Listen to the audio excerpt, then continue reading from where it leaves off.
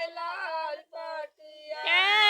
आजमगढ़ की पलंगिया कैलाल पटिया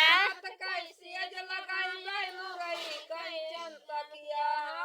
मुरई कंचन तकिया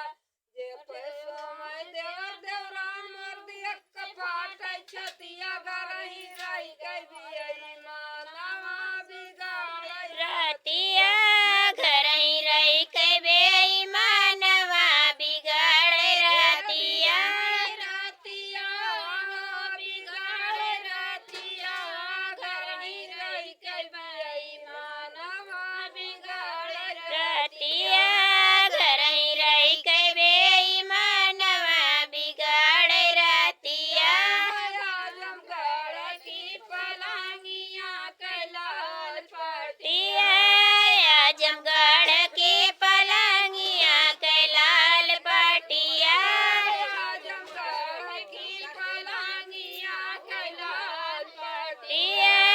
आजमगढ़ की पलंगिया कैलाल पटिया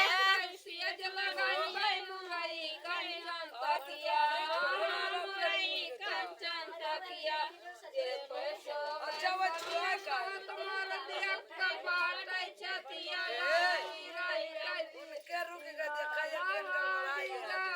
रतिया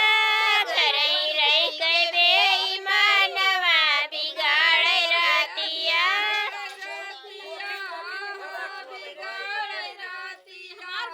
बहुत अच्छा